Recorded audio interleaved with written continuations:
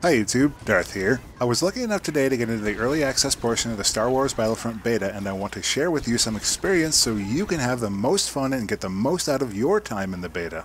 There are a couple of bits of knowledge I've figured out, some great loadout choices, and in my opinion a definite best weapon that I'll go over now. First, a couple tidbits of knowledge and advice. There are two game modes in the beta, Drop Zone and Walker Assault. I highly recommend you start with Drop Zone in order to get accustomed to the game. You're going to have a bad time if you start with Walker Assault, and the game even warns you about this. If you're a Battlefield player like me, you'll notice a lot of differences. The big ones are how the minimap works in Battlefront, the general gunplay, the overheat mechanic, and the third-person play. Oh yeah, and you might have noticed it's also Star Wars. My first tip is about the minimap. Friendlies always show up on the map, and any players you're partnered with show up in yellow as opposed to blue. What you need to be acquainted with is how to read the map to find enemies. Enemies that are far away will show up on the outer circle of the map as a red mark. If they show up on the inner pie slice, that means that they are very close, generally about 15 or so meters. Once I figured out how the minimap worked, it really turned around for me from the earlier games I had played. I didn't have to have a complete understanding of the map I was on in order to know what directions the enemies were generally going to be coming from. Now, it's not foolproof, and sometimes enemies will surprise you if a teammate has not seen them or has not seen them recently. As far as I can tell, there is no active spotting in the game as there is in Battlefield.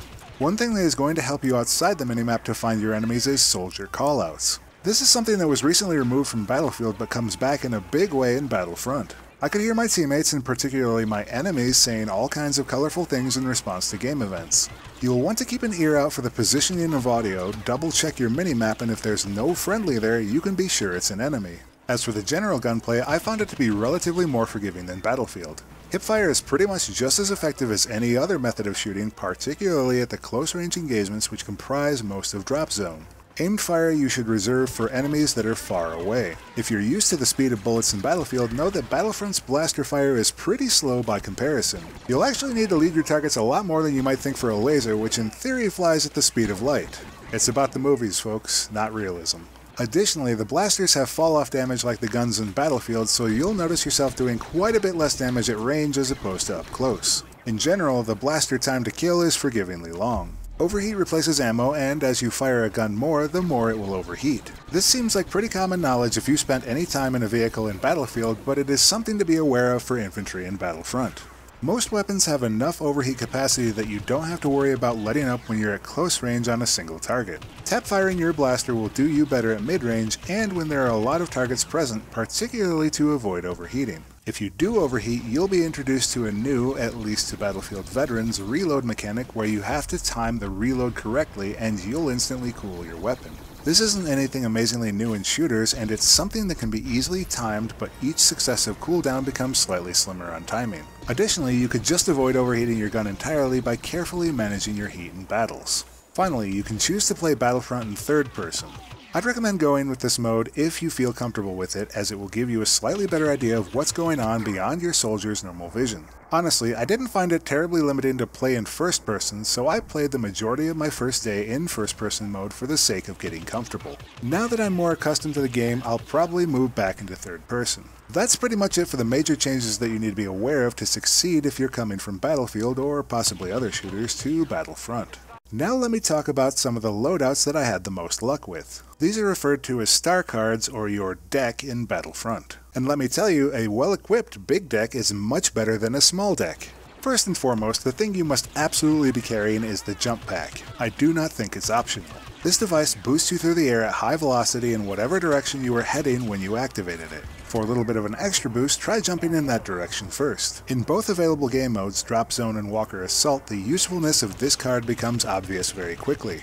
It lets you cover a huge amount of distance in a short amount of time, recharges fairly quickly, and it can get you out of real trouble and back into safety. Oh, and it lets you reach otherwise unreachable or difficult to get to areas of the map. It's pretty much everything you could want. It has both serious offensive and defensive capability, and it magnifies your own presence on the battlefield by literal leaps and bounds. Seriously, run this and be amazed at the difference between you and the poor troops on the ground. For the second element of my loadout, I'd recommend running the thermal detonator. It's a grenade that recharges relatively quickly, you get an infinite amount of, and it's got a huge blast radius and damage capability. My preference was to toss it out particularly when assaulting or defending an escape pod low on time, or if I was flying through the air and trying to bomb a giant pack of enemies. If you're on a mode like Walker Assault and you find yourself not really hitting up large groups of enemies, you might prefer the Cycler Rifle for a bit of ranged power. This weapon card does 90 damage when hitting the body and 100 damage to a trooper when hitting the head. It's a guaranteed one-shot kill if you hit the head, and it's particularly decent option for Walker Assault because of the long open distances and the difficulty of landing and doing sustained blaster damage at long range. It's also not bad at all for drop zone.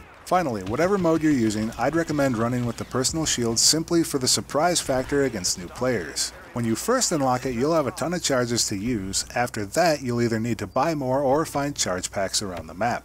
What do you even do against this as a new player? Well, the answer is melee, cycler rifle, or ion shot, but not a lot of players have figured this out yet, and not a lot of players run those things. Now, for the duration of its effect, you'll be invulnerable to blaster fire. However, you also won't be able to fire your own blaster. You can, however, use any other tricks in your bag, including capture pods, while the enemy team hilariously tries in vain to stop you. And as a bonus, you'll even recover health while under the shield's effects.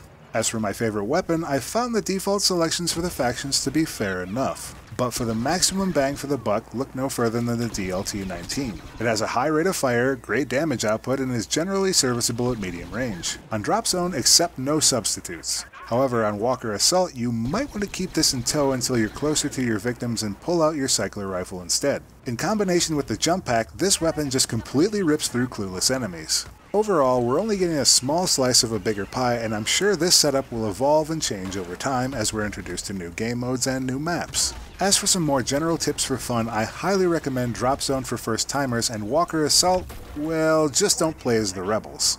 Seriously, until players have a clue how that game mode works, it's going to be murderous torture to play on that side with pretty much all the obvious disadvantages. I'm going to withhold my overall opinions of the beta until I've had more time with it, perhaps as a retrospective next week. Until then, I'm going to be dropping Battlefront videos on the daily. If you have any particular topics you want to see, let me know in the comments below. If you're new around here, check out my channel and please consider subscribing. I will be doing more Battlefront content in the future alongside my Battlefield content. And as always, thanks for watching, and I'll see you next time, YouTube.